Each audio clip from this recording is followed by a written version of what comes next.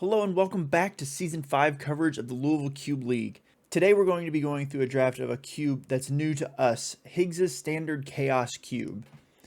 This cube contains only cards from sets that are currently legal in Standard, and only has the printings from those Standard legal sets to boot.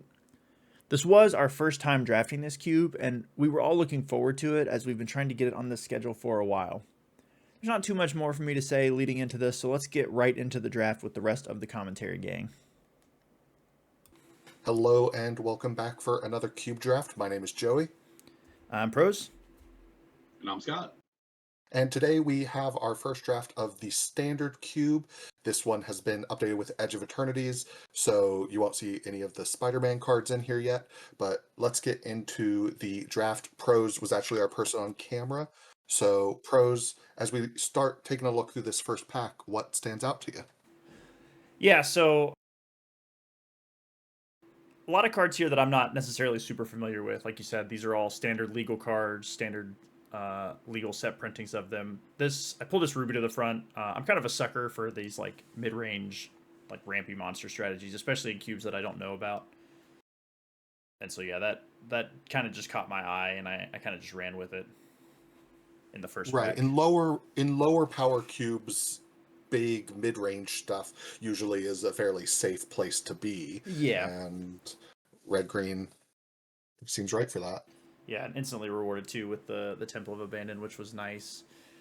It's like it's kind of hard when you're not super familiar with the cards in the cube to know like what the power level is going to be like, but yeah, I mean, like you said, it's always kind of a safe place to be. Just play big dumb idiots faster than your opponents can, and maybe that's do something proactive, try and have a reasonable mana curve, and that will get you a pretty decent way in most cubes generally.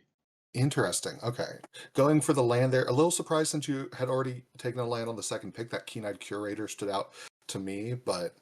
Yeah, I thought about the Curator, but I wasn't sure how much the effect of it was relevant, and I wasn't sure that I wanted to just have that card in a deck that was trying to, like, mana ramp, necessarily. That's fair.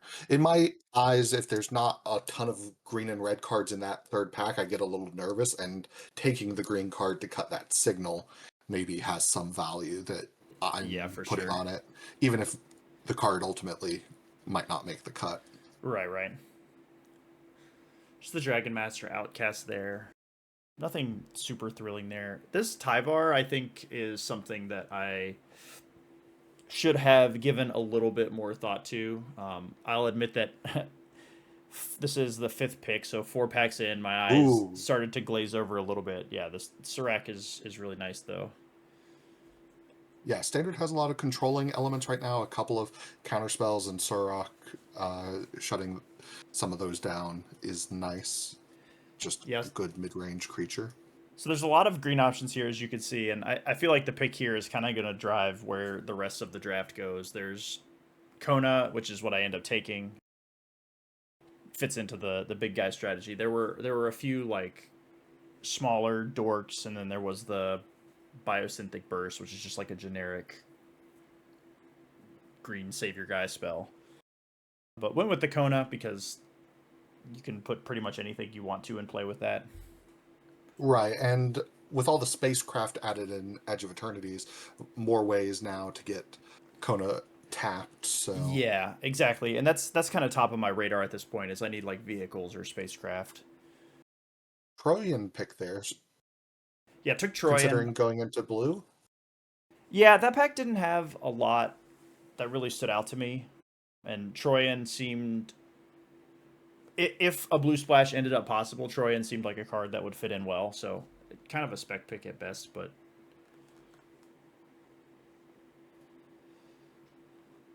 The green has dried up a little bit the past couple picks, but still not sure if that's because somebody else is taking them or the cards just aren't there. It took self-destruct. Nice way to end a game kind of out of the blue. Oh, true. I had been thinking of it as a removal spell, but you're right. Can go to the face, especially off any big creatures you end up setting up. Right. March of the World Ooze. I wanted to make sure that I had plenty of cards to put into play with Kona. That seemed like a good one to start. Just makes all your guys gigantic. Tough Cookie's the only card in this pack that I'm even interested in thinking about playing. Right, your curve has been a little high, so another 2-drop that you're going to play for sure. Good to pick up.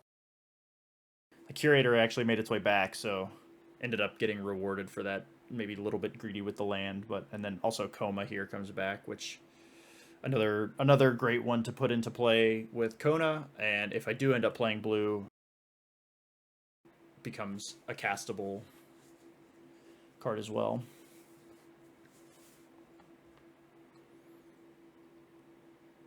Nothing too exciting, just Fountain Port. Bushwhack coming back felt really good. Kind of felt like green was just wide open at that point. And makes that blue splash easier. Yeah, Keen-Eyed and Bushwhack being some of the only green cards in that pack the first time around. Good point. Right.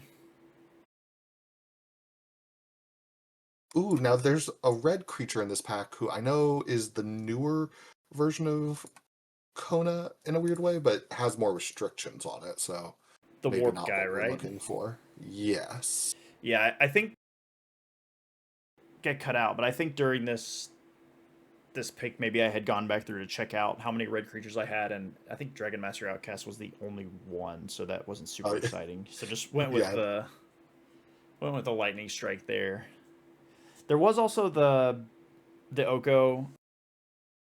I wasn't super set in blue, and there was another like big dumb monster in that pack. I can't remember the name of it, but And really, outside of self-destruct, don't have any interaction out of the first pack, so definitely makes sense to prioritize it here. there's Galta. Again, Kona, but also just if I'm just going to be playing a bunch of dumb monsters, becomes very castable.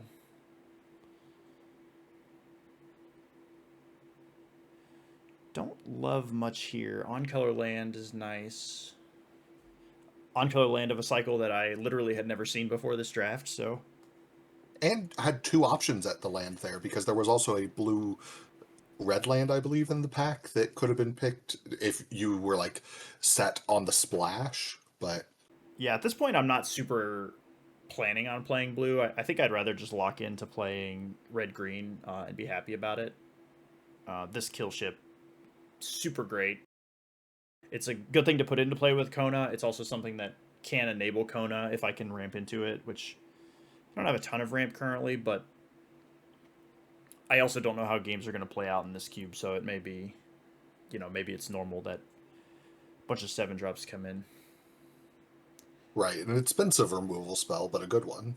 Yeah. Great train heist here.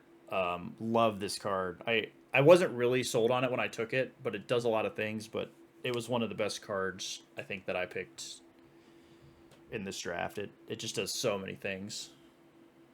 Interesting. Gonna have to see which mode ends up getting activated more as we go through. This is the lander creature. Yeah, the guy that makes a lander, and whenever you sacrifice an artifact, your opponent loses 2 life, but he gets put by the wayside for Case of the Locked Hothouse, which I believe the relevant part of that card is that it lets you play extra lands. Interesting.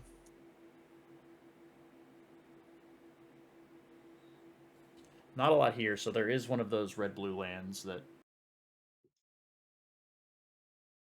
does get snapped up. Right. Haven't taken any blue cards yet to support the splash, and green is very open in this. Yeah, this pack has a lot of cards here.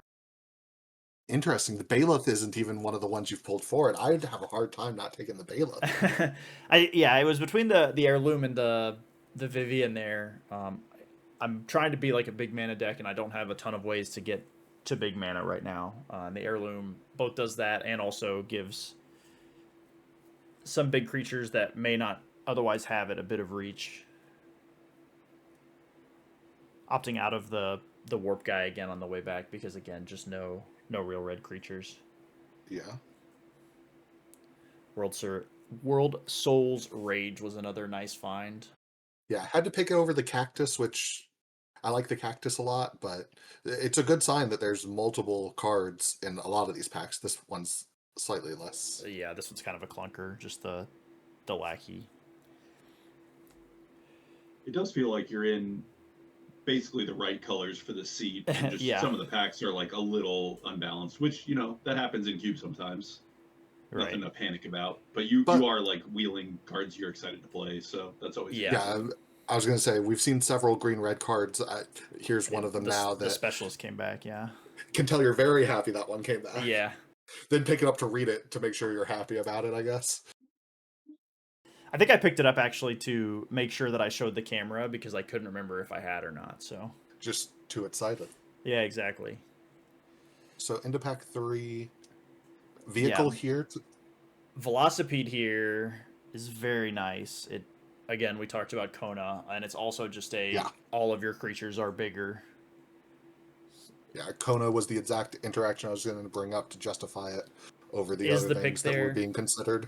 Didn't get shown because I'm bad at this, but Velocipede was the pick from that pack.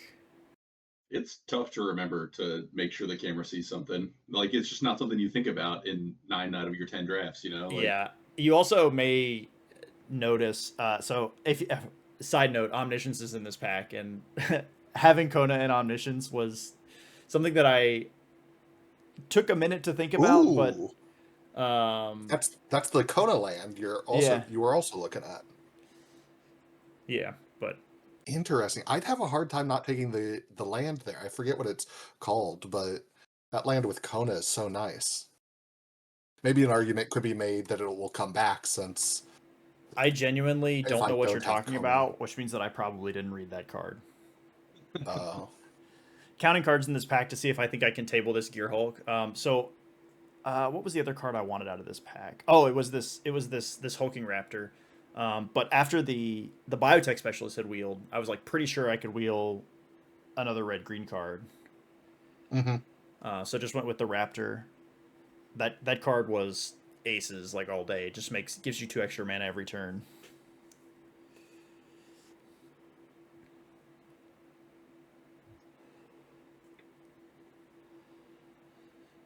Thinking between the creature and the burst lightning here, but just went with the intimidator.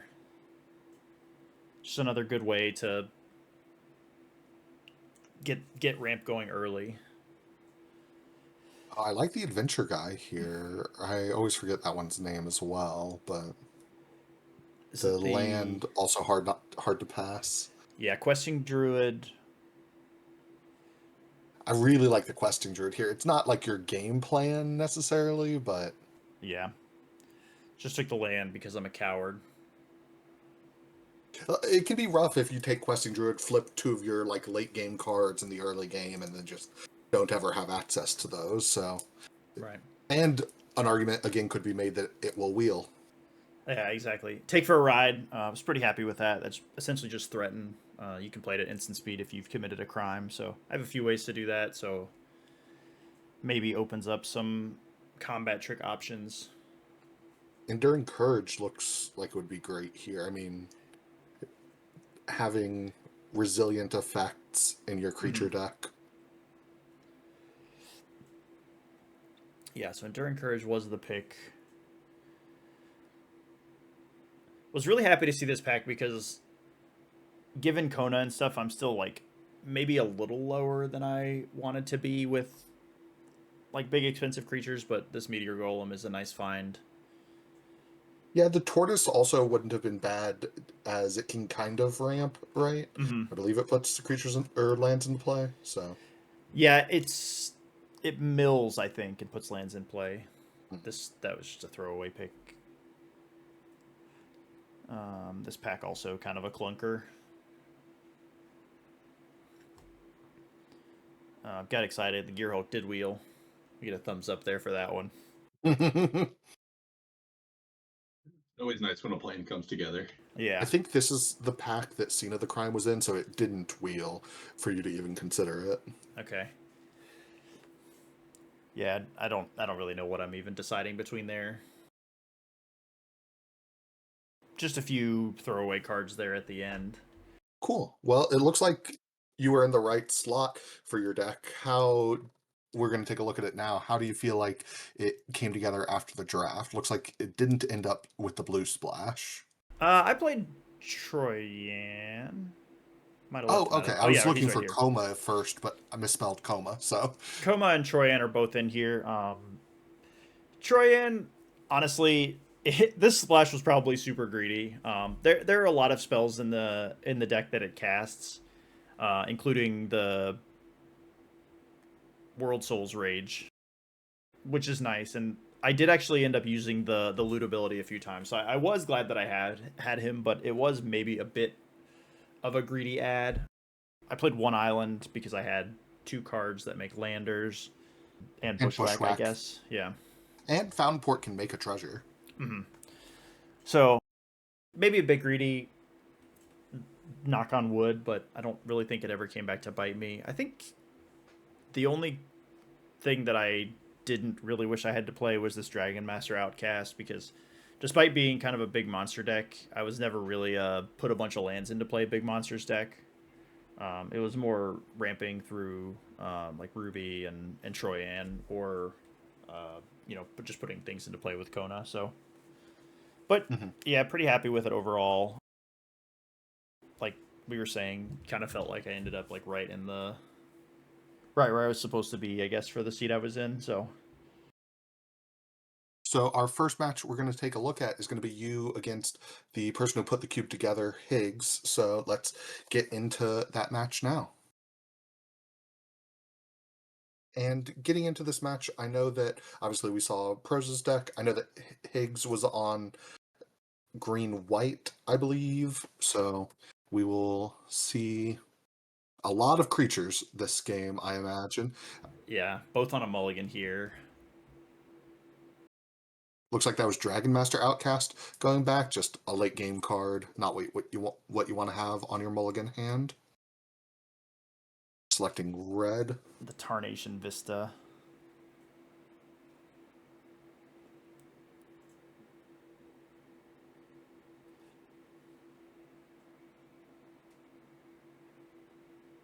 I'm trying to remember. Okay. Yes, it's the Intimidator here. So I believe I'm getting Landers, which Matt had uh, Matt had stolen all of the Landers that were available to us. So I committed the sin of face down card as tokens here.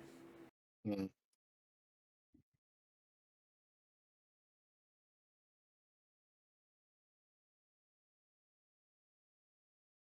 After the draft concluded, how are you feeling about the potential like speed of this format relative to how your deck ended up? I don't know. Okay, that's valid.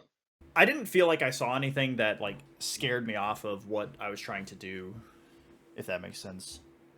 I Sure. didn't feel like I had like made a bad decision. So here's Ruby, which makes this turn kind of nice because this Intimidator can attack. It's 2-1 into his 3-2, and Ruby rare mana dork with haste, so I can still crack this Lander. But a Johnny here, kind of a problem. Makes this guy into a 4-3, which is not something that I can super deal with right now.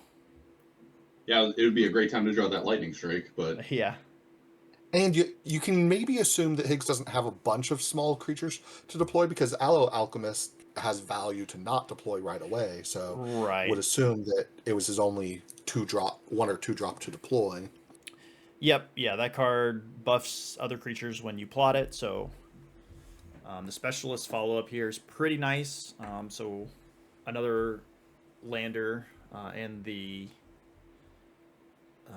lovely whenever you sacrifice an artifact, opponent loses 2 life. But have to attack a Johnny here because the minus that gives double strike is incredibly spooky.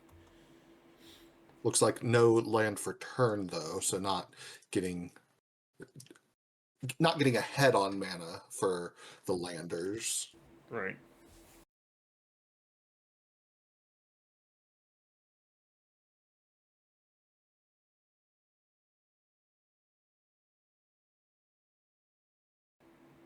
Yeah, so maybe a little bit I can't remember if it was this turn or the turn after this when I got asked what my life total was, and it really just threw me for a whole loop because I mean, Yeah, I've it's high seen, right now, like yeah, but that's a I mean, scary question. you've seen this Ajani that gives double strike, this guy in play that busts creatures. It's not a stretch to think that stuff could be, and it's kind of just coming through here, trash the town to make his guy into a 7 power creature. So All of a sudden, that double striking a Johnny ability, it right, sort of makes clear why your life total is under threat when it was all the way up at 16. right. Yeah, and he was able to draw 2 cards with it there as well. With the You trash know the what that town, that creature is. is we're getting? Oh, okay. I thought there was another creature in play that I had No, missed, but trash the town was just kind of hanging out. So Meteor Golem does help out with that. That guy has trample, so huge. Yeah. yeah, Yeah, big turn, big turn. yeah, definitely felt better after that. I think I had to draw the land that turn to make that happen. So Feels better after killing all your opponent's non-land permanents. right, um, Warden of the Grove, not that intimidating on its own, but very quickly can. I mean, he's going to endure every time he plays a. Right, endure. That's the word. That's the Yes. keyword. Yeah. So he can turn an army of small monsters into just twice as many, essentially. Right, and after talking about the value of trample on your opponent's creatures, now not having trample on your own does make that a pretty threatening idea.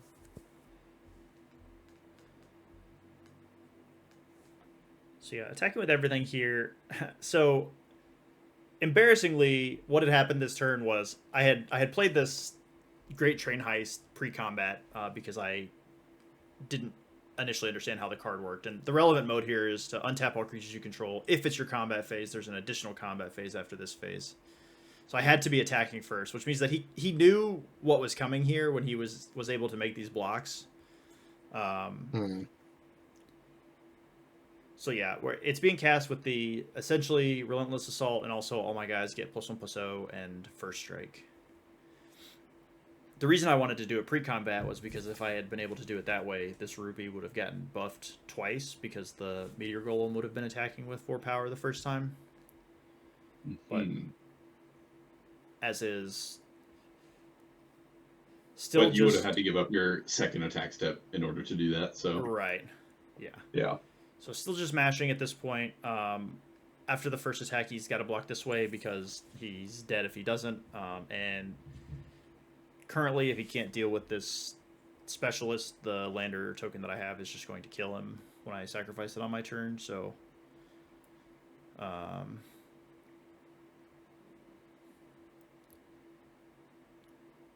of just hoping that he doesn't have anything to push through that. yeah. This Trustani doesn't really affect that. Mm-mm. It is pointed out to me that with the Tristani, he can double strike his guy and attack me for 8. Yeah, yeah. Once again, just like Spookily close. yeah, spookily close to just being able to kill me. But yeah, I think he's come to the conclusion that there's nothing he can do about the specialist currently. Yeah. But that line is probably why he was asking several turns earlier what your life total Yeah, for sure. Yeah, the Tristani, the Ajani double strike, the trash the town that we saw, just very believable that he could have killed me from 16 at any point after that Ajani came into play, basically. Both decks kind of doing their thing there. Close back and forth game. I wonder if this is what standard would actually look like if we didn't have to deal with, Vivi and Cauldron at the same time. But maybe we'll find out one day. Maybe. So there's the Aloe Alchemist again. I just have the Herd Heirloom, but we're just on the Oops, same... wrong video file. This is just game 1 again. Yeah.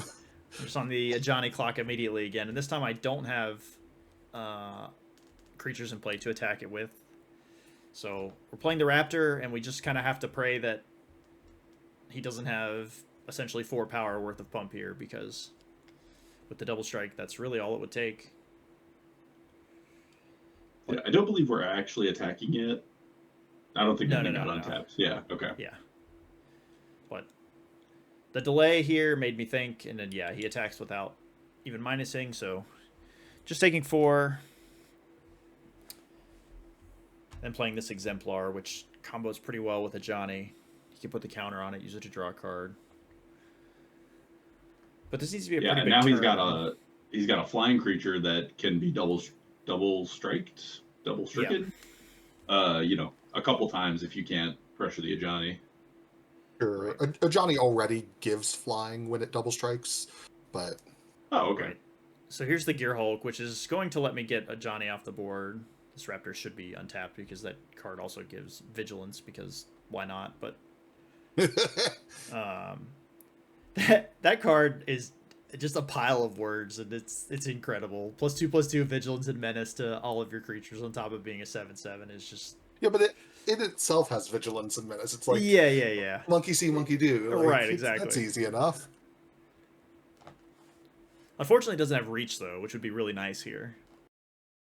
Yeah, but it's a scary bit of top end. Like we can imagine last game, there were, if Higgs had more of a defense, like the Gear Hulk would have easily ended the game anyway. Right. Yeah, so as is the Angel just crashing in, which he's at 20, I'm at 7, so like even with these creatures and all this mana, I'm on a really tight clock here. Yeah, and what's your interaction with flyers that's available to you?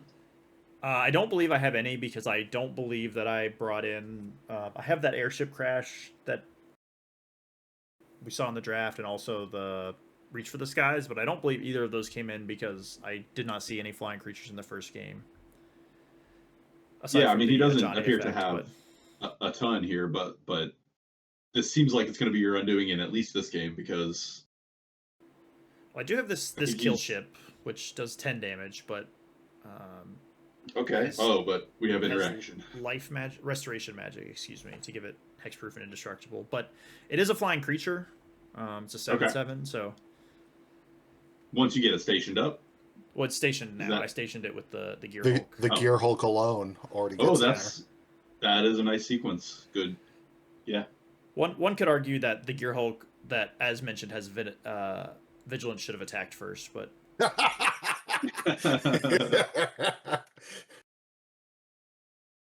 listen, it's easy to forget that it gives creatures vigilance if you don't remember it has vigilance. Right. Yeah, just Innkeeper's Talent here, and I do block, but he has this Overprotect, which makes it bigger and also makes it trample, so go down to 5. Oof. Yeah, it's rough news all around. I think at this point the only answer would be that self-destruct from earlier, but I probably wouldn't even play it. I'd probably, play it pre-combat. I'm going to attack again and tap my creature. Right, like maybe there are some lines where Take for a Ride works, but it seems difficult. Yeah, it definitely doesn't seem super approachable, so going to use the Heirloom to give this Raptor trample, and also make it so when it deals damage, combat damage, I get to draw a card. I don't believe that is a card that is helpful. Really just self-destruct, I think, would be the only out at this point. Yeah. Yep, so on to the decider game here. Okay, not a lot of interaction between the two of us, and when I have tried to interact, he's very rudely played his cards that keep me from interacting, so... Right. I have to imagine maybe Airship Crash came in out of the sideboard to be able to kill a flyer, or any artifacts and enchantments. I was just trying to remember if we've seen any artifacts and enchantments from him, actually. We just saw here's an artifact. There's an artifact, but we also saw the Innkeeper's Talent near the end of that game, so... Yeah, I definitely sideboarded in cards for this game, I'm sure. Airship Crash was among them. I got landers. The landers have landed. Yep. But yeah, that artifact is a 3/3, so the Intimidator can't attack, Ruby can't attack. We're just kind of chilling. But again, it's really nice with Ruby because I was able to play her with a mana up, and I can activate this lander. I did, if you'll notice, use an island for green mana. I think I tapped that island for green mana at least 3 times during the course of this draft just because of the art on it. It was never at a time that I wouldn't have been able to cast the thing I wanted to cast anyways. So it didn't change anything, but I wasn't trying to get one over there. These lands are certainly not the most like color evocative. They look real nice, but oh yeah, they're gorgeous. It is a bit hard to read sometimes what colors your opponents have available. Okay, here's so the vehicle, which is going to make my Sentinel bigger. Nice use of your mana this game so far, just tapping every land every turn. Mm-hmm. This would be a great game to get the Specialist going with the Sentinel churning out maps every turn, potentially. Another creeper with Vigilance that we'll see if I ignore or not.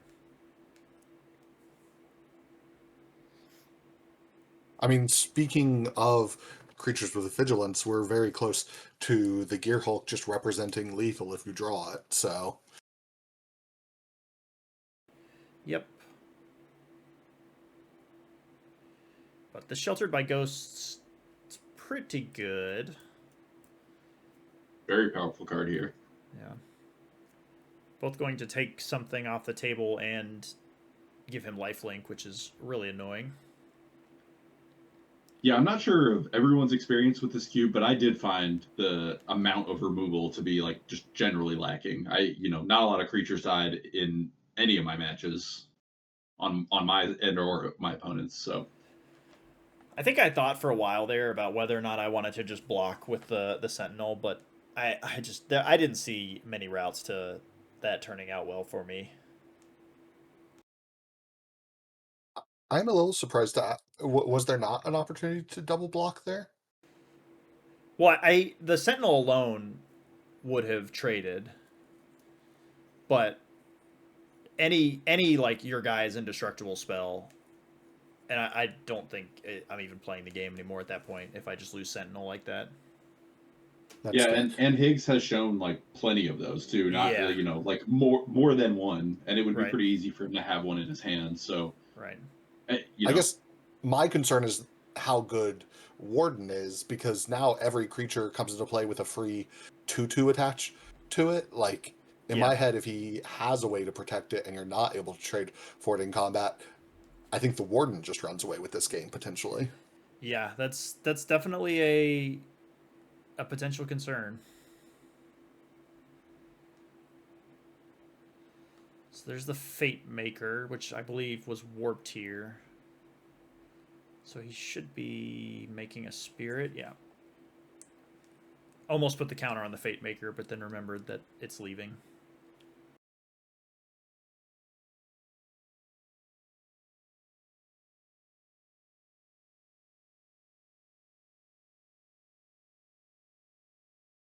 Yeah, but getting to replay the Fate Maker next turn, make another 2/2, put a +1/+1 counter on something, and the Fate Maker giving them all trample, real spooky board building up. Right. I'm trying to think what I'm cooking over here, because I can't really think of anything on his turn that would have been.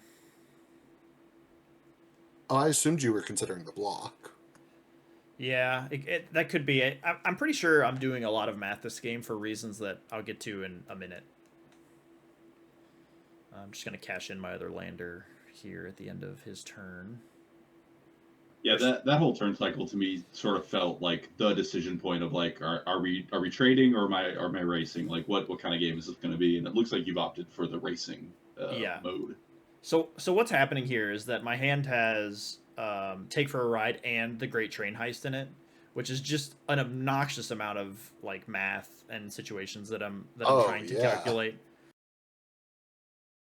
Which there were a lot of time. There was a lot of time that got cut out of that last turn and this turn.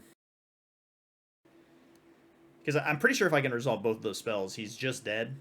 But That's a lot of mana. it's a lot of mana, and well, I mean it's 7 mana for the modes that matter. That's true. Last game you cast Great Train Heist for 6, but it doesn't have to be. Right. Could just be one mode. Yeah. So here's the take for a ride. On the 4/4.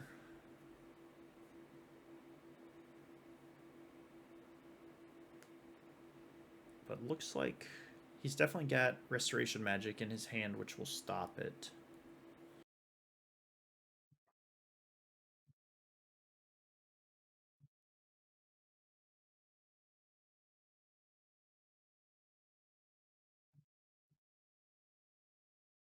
Yeah, so it's just going to get hexproof. He's also paying one of the sprees to gain 3 life. Here, different from Spree, even though.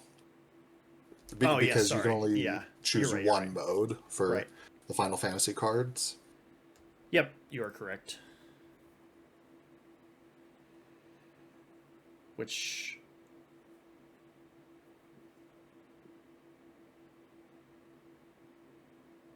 don't know of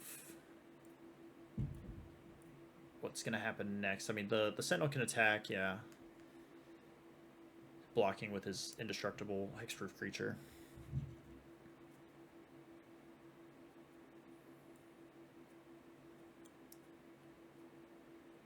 Just caching in the map here to see what I can find, it looks like. So that's Reach for the Sky, which doesn't seem like it's going to be super relevant, but maybe kept it because it makes something big enough to block this Warden, potentially. Assuming this game, lasts another turn cycle.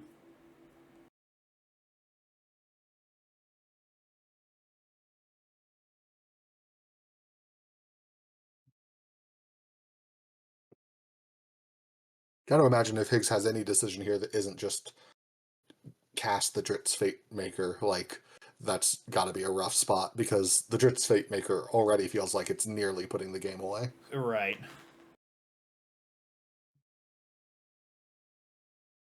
But just going to attack with his just ginormous creature. 6 power, I think.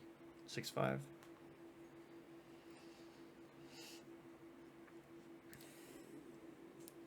So blocking with a 2/1. Punished by the Cycled Dinosaur. Just going to make it bigger. And also give it Trample more relevantly. Which makes me think I'm going to 1. But then it's revealed to me that he drew this other pump spell off the cycle, so just dead instead. Oh, no. Yeah, unfortunate. So I wanted to go back for a second and talk about my last turn, because I haven't done the math on this to see whether it was right or not, but thinking back on the cards now that I know what they all do, I think there was a really cool line where I just attack with everything except for Ruby. He blocks, I cast the Great Train Heist, including the mode that targets him. At which point I think he at some point is going to indestructible his creature, and then I can take for a ride it in response because I've committed a crime that turn. But interesting. But do you still have lethal? He has a lot of life. That's the question. That was just as I was going through this, I was just like, man, if I was more familiar with what these cards did, that might have been a line that had to be considered there. But regardless, because he also had the 2/2, so yeah. So if he had blocked, yeah. Yeah, we can take a quick look at his deck here, as he's going to be staying on camera. Ooh, Unflinching Courage, also an addition that it looks like that, the Aloe Alchemist, the Dinosaur, lots of ways for him to get trample out of nowhere. The Fate Maker, less out of nowhere. I guess several of them not out of nowhere, but lots of reach in his deck in terms of granting trample or granting flying. Right, and seeing this again, it's just like, that turn where I was at like 16 or whatever, and asked how much life I was at. Very understandable why that question was asked, because just any number of ways to just kill you basically out of nowhere. So Yeah, and a cool deck too. It's not often you see something like this in a cube video, because this is not something you would find in a vintage cube, like basically ever. So right, Right. Does look a little heavy on threes, so if there is potential for aggro or a more top end deck to get to its top end, though it feels like a lot of these threes allow him to keep up in the late game. But we'll have to yeah. see if maybe someone can play at either end of the curve to get one over on him as we move into our next match. And in this match, I'm actually the one joining us on the other side of the table now, so I had won my first match as well, and did you catch any of Higgs's round one? Do you know what you're up against here yet?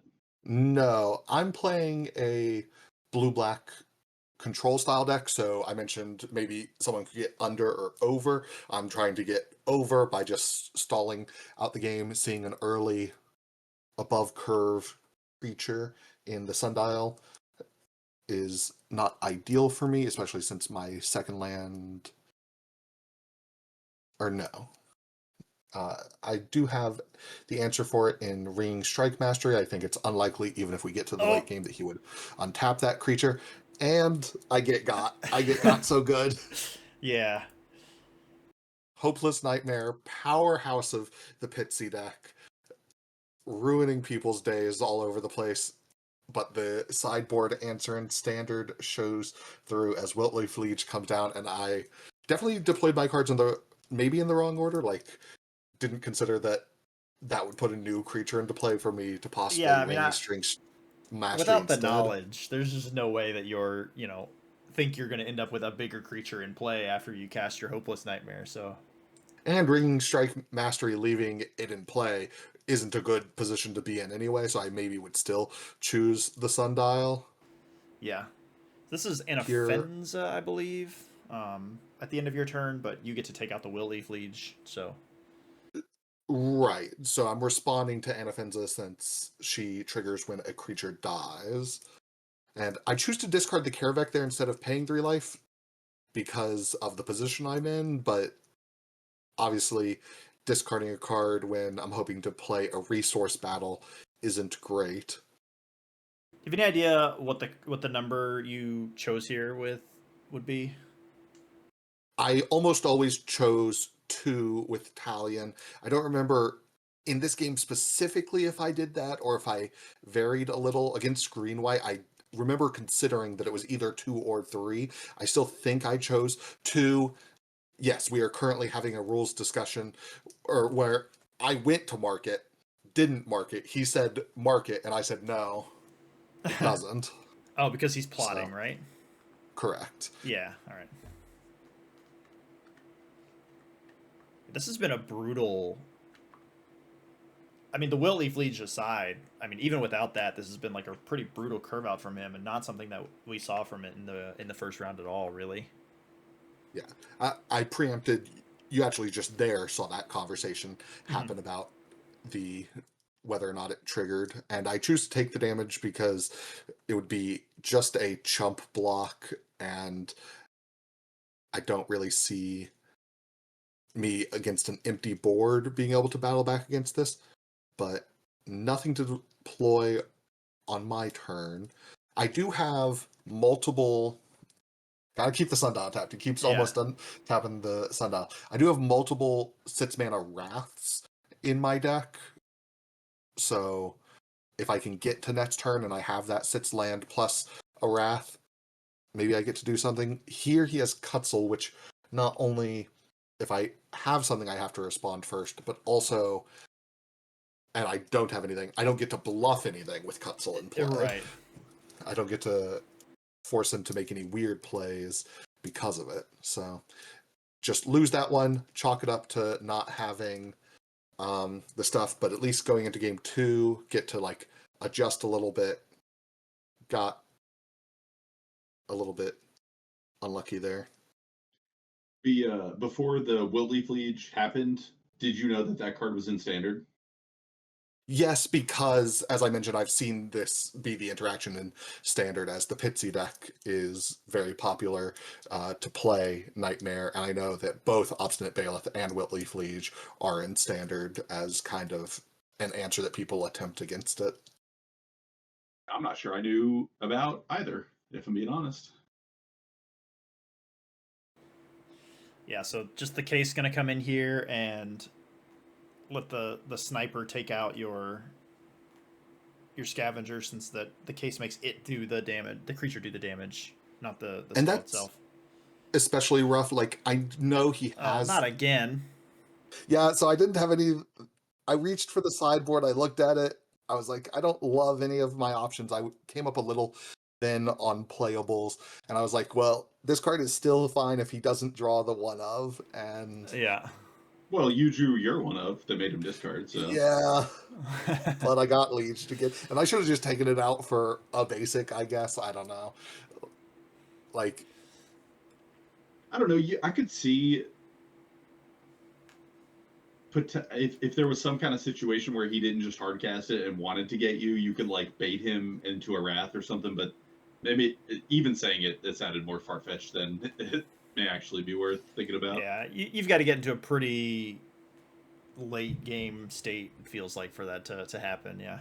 It's a 4/4 double anthem. Like you definitely just slam that on 4 lands if Right. you haven't been made to discard it yet. So yeah. This turn took a while because I was trying to consider if I had any outs, if it was worth continuing to play, and I decided no. In fact, I was done. yeah, brutal couple of games there, but that's yeah. Cube, baby. That's Cube. Yeah.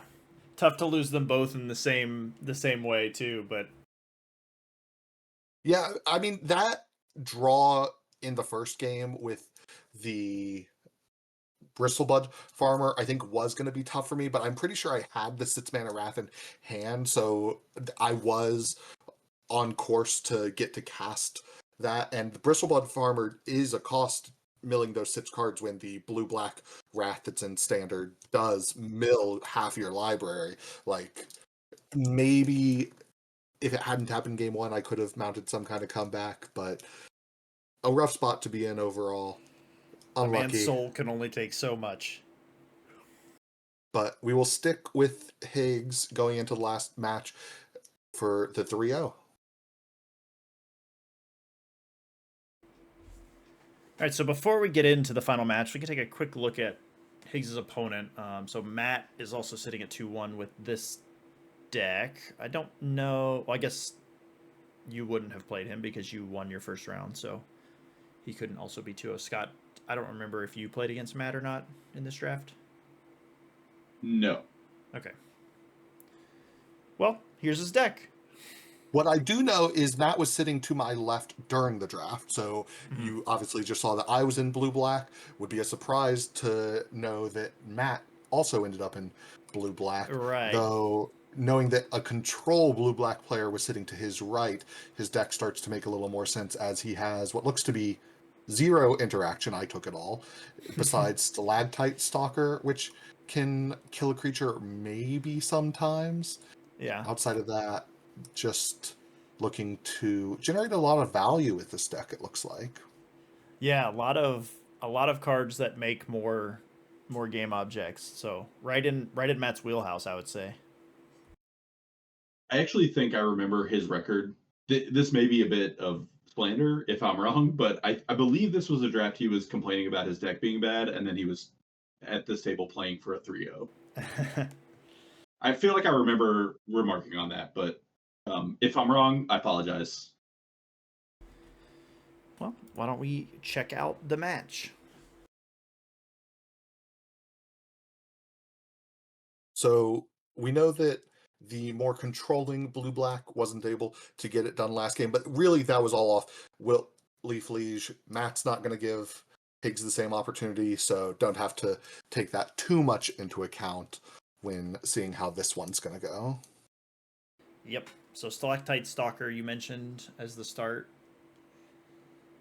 into the Paw Patch Recruit. Stalactite Stalker actually pretty well placed here, as a lot of Higgs's interaction gives his cards indestructible, which isn't something that the minus X effect would care about if it's something that comes up.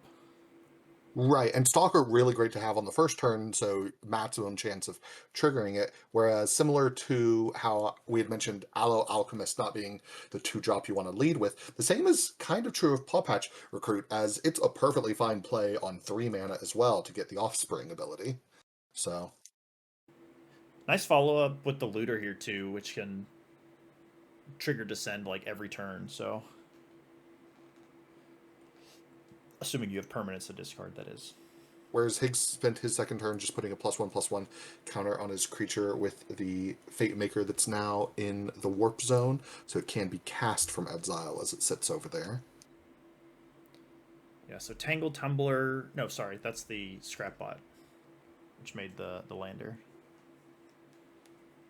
Does Descend, but chooses not to attack.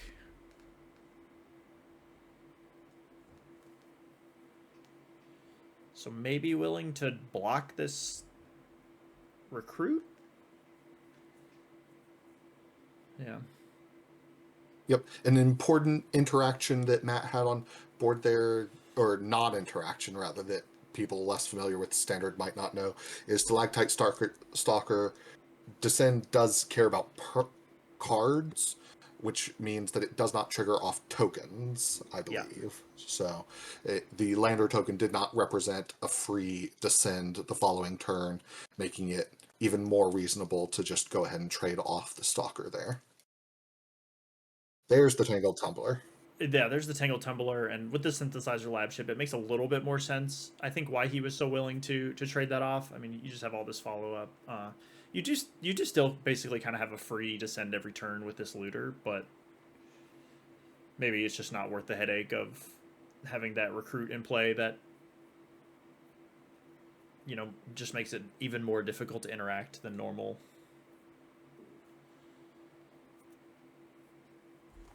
So using the lab ship to turn the lander into a creature and then using it to crew, yeah.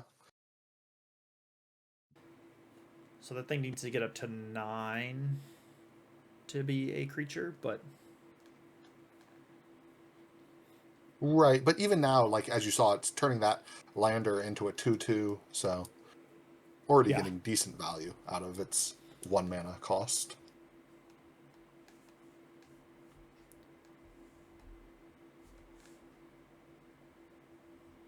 Here's a Johnny. Seeing that, I do expect we'll see the lab ship get turned into a creature this next turn, even if that might not have been the plan otherwise.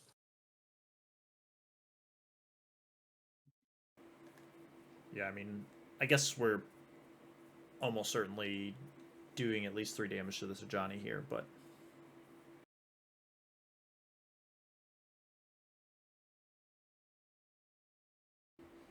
okay, Thopter Fabricator, so another effect that we can reliably trigger with our looting creature, which is really nice.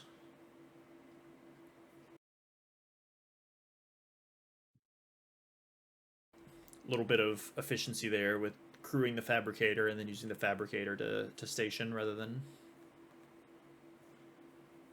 only stationing True, for and free. because this is going to make a token, we can also crew the Tumbler. It's Yeah, not if we technically want. crew, but yeah. Right.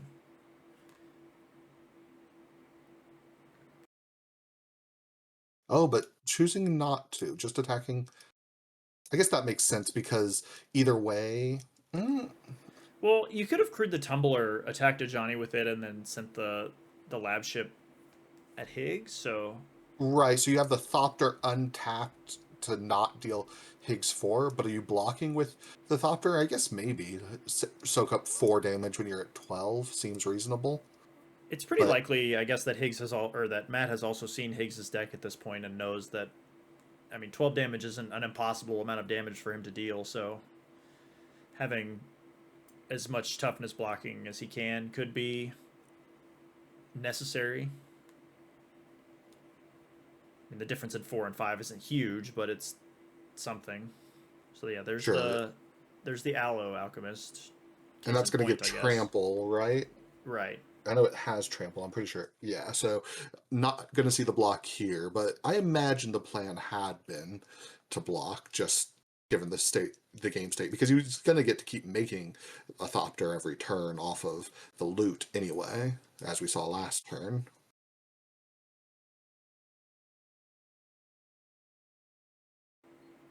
So kind of up against it. I mean, he has a million things to block with, but the question is always like, what is the right amount to leave back? Because you never know what spells Higgs has, what he can give trample to, or how much power he can give it. So Right, but the spaceship has vigilance, so which yeah, was it left untapped last last turn? turn, yeah, it was. Okay. Uh, He had the option to block with the spaceship if he had wanted to, but that thing was attacking as a 7/6, so right. just no reason to. Yeah. Okay, Gadgeteer could make things interesting. So just attacking for sits here. I think this makes 6. sense. I think it's very likely that he could have a lethal line next turn and just not putting himself in a position to lose to some random thing. What are these two cards Higgs is showing? It's Biosynthetic Burst and Overprotect, but yeah, it's. I think maybe he forgot about the Tangle Tumbler because Matt has more than enough. He's got 6, 10,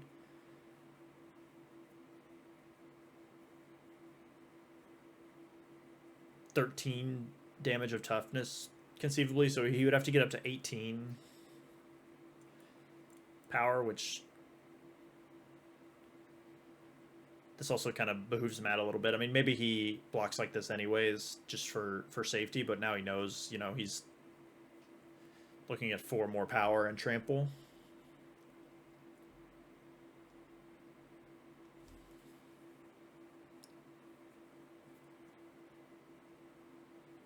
Yeah, so he's looks like he's blocking with the tumbler and the ship, so he has to overprotect to give his guy indestructible. He can take out one of them. He's choosing the lab ship, it seems. I guess they actually represent the same amount of power at the end of the day, since the lab ship makes a 2/2. So And the lab ship is giving Matt free damage because of vigilance. I think that's the bigger deal. Having now seen so many ways, I missed the biosynthetic burst when we were looking at the deck list earlier. There's actually just so much trample. I was commenting on it without even seeing that one. well, that one doesn't give. Oh no, that one does give trample. Holy cow! Yeah, I thought so that with one was that all defensive. still coming, I imagine we see an attack with the scrap bot maybe, since it doesn't do very much on defense when we know trample mat is what matters. I think he has one blocker. He's just dead, I think. which is not something Matt would miss. So if Yeah. he's going to counter it up and attack with all his creatures, then I don't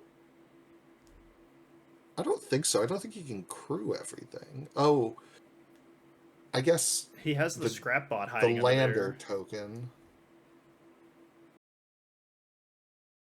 Yeah, the lander token lets him also.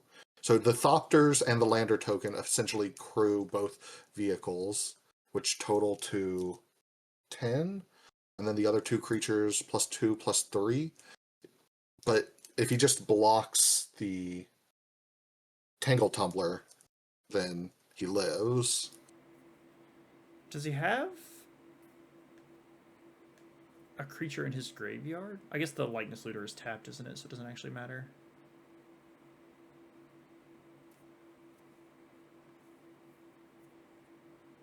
Looks like he used 2 Thopters.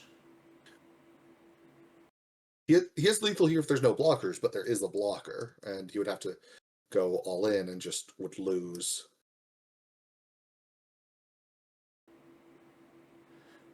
Oh, he could... No, never mind. That doesn't work.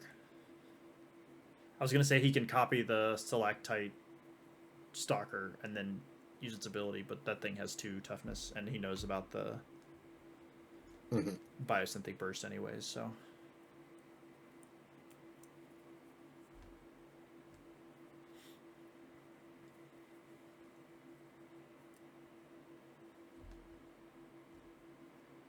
I guess, actually, with the looter already having flying, was there maybe lethal if it had... No, because the tumbler doesn't have flying. There was no lethal. Okay, so he's activating his land here, the Secluded Starforge, to make another spaceship. Activating the tumbler. So we're doing some big blocking here, I think. And then this is a trample thing that... Yeah, so he's going to kill the tumbler.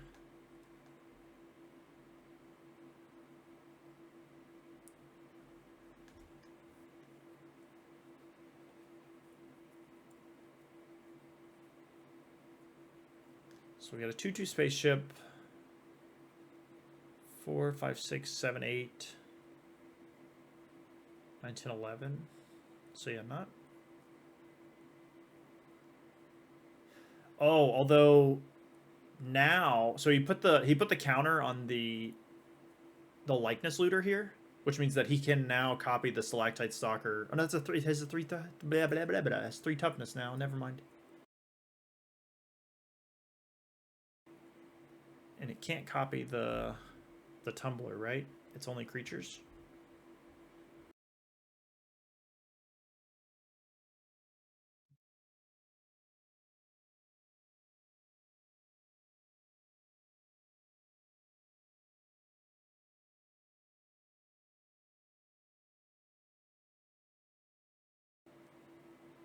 Not sure what the...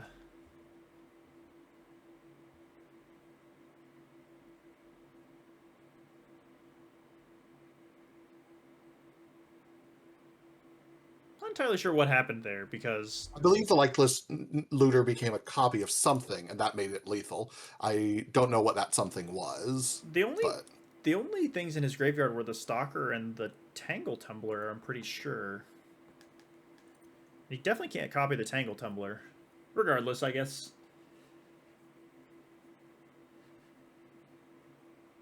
I guess we'll There go have on to been the a next Phantom game. Train. I thought he tapped 4 to activate it. Well, that's also not a creature. Oh, It can you're only right. copy creatures. Huh. Yeah, I I'm don't not know. sure. I missed something. But at any rate, Matt's up a game here. We're into game 2. Back to the Pop I Patch am recruit. surprised how quickly he did not block. Like, I guess he just expects he would get combat tricked, and that would be devastating for him, but... Well, there's Anafinza. He still gets combat tricked, just not in the way he expected.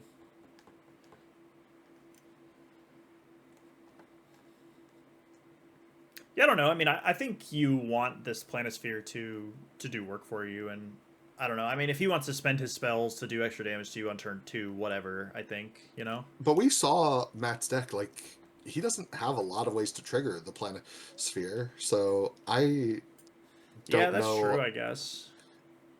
how likely it is to do better than trading for the I don't know. recruit.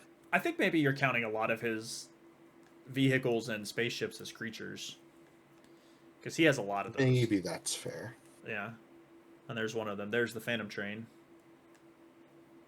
Toot. Yep.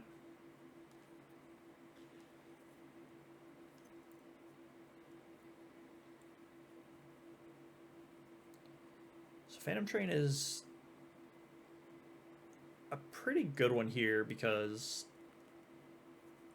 it kind of lets Matt block more aggressively, because if he does make him spend a combat trick, then he can just feed the creature to the train. Although with all the trample spells, maybe that's a little bit punishing, but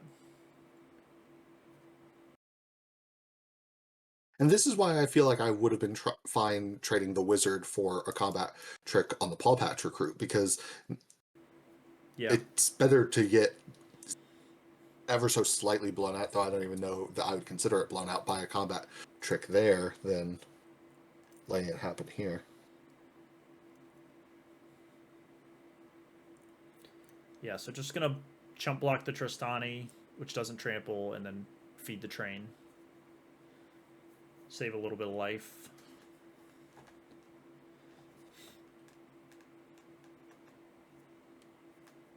I was gonna say he doesn't have a combat trick, but there's really just no reason to use one here, I guess.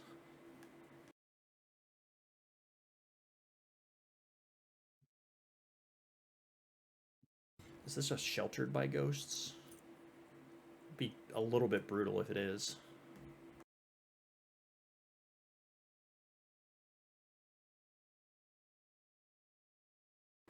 Yep. Okay. Yeah.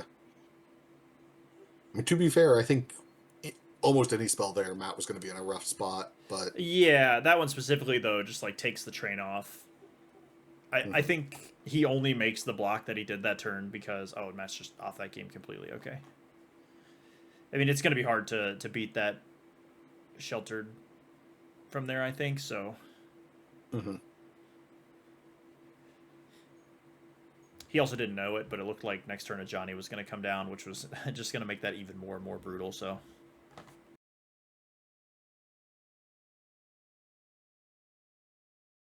Stalker and Candy Trail.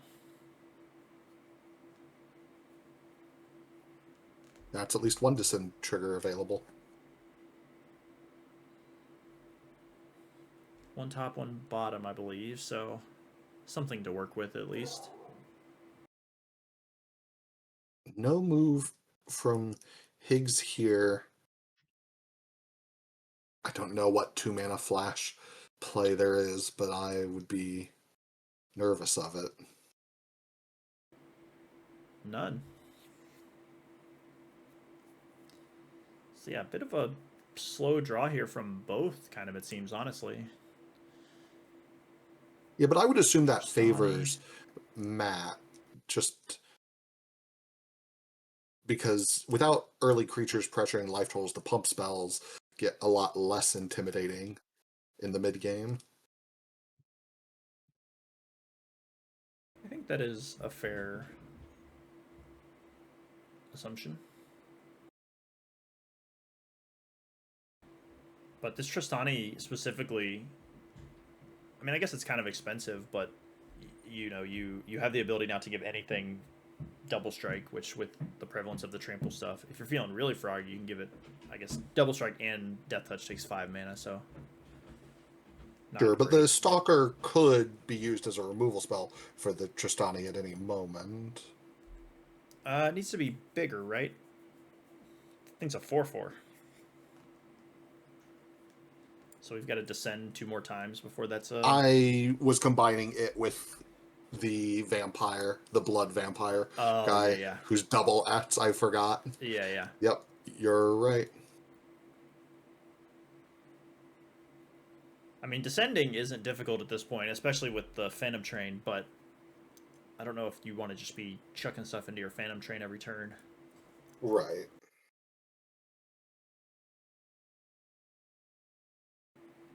And Keeper's Talent going to make it even harder now. Sheltered by Ghost going to make it even harder now. Ooh.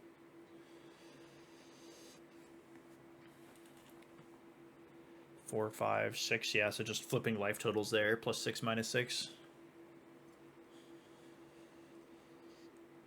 Pushing any dreams we had of soccering the Tristani right out the window, too. Yeah, and knowing that Matt doesn't have, again, any interaction, like, this seems like already a pretty tough spot to dig out of. He does have the Gear Hulk, who would be kind of nice. Well, It is kind of nice that he can essentially blank the lifelink, but he needs a steady stream of creatures to do that, which he doesn't currently have access to. Oh no, the train's under the Sheltered by Ghosts. I'm sorry. Right. It's just kind of lingering in the middle of the red zone right now. So Yeah.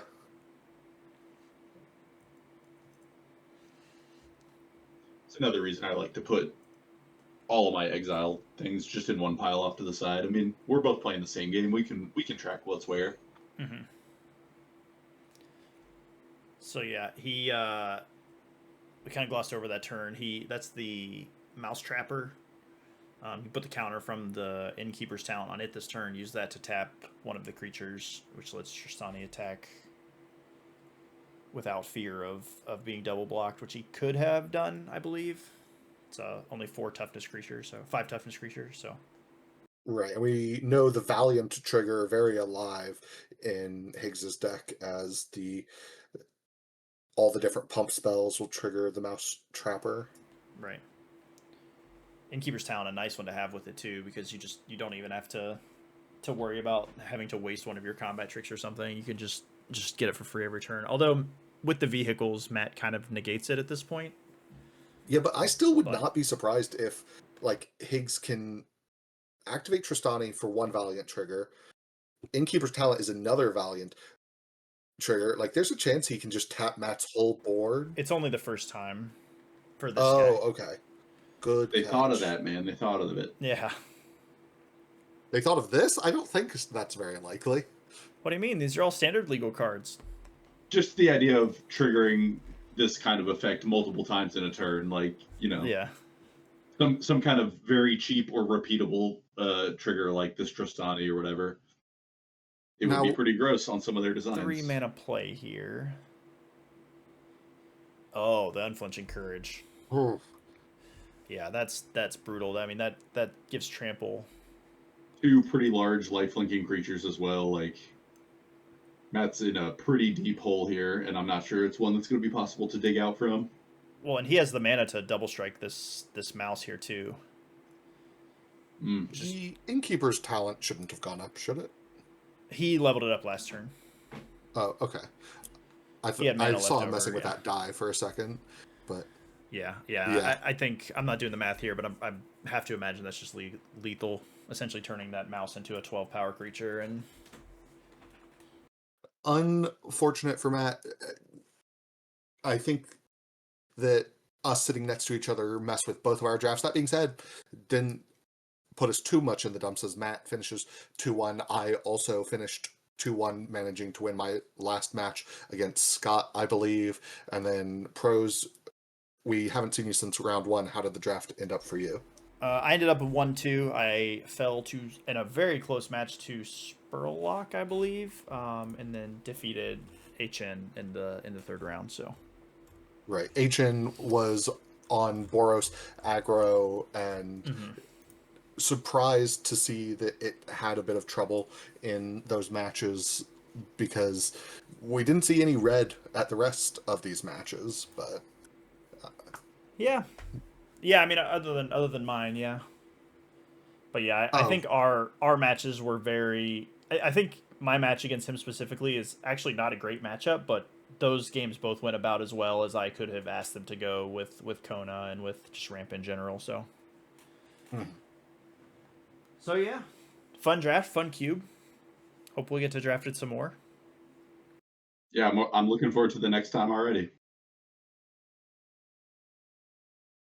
So as expected, Higgs shows up, we draft his cube, and he wallops us all with it. Congratulations to him for the 3-0 today, cleaning us all up with the power of his little creatures but big tricks.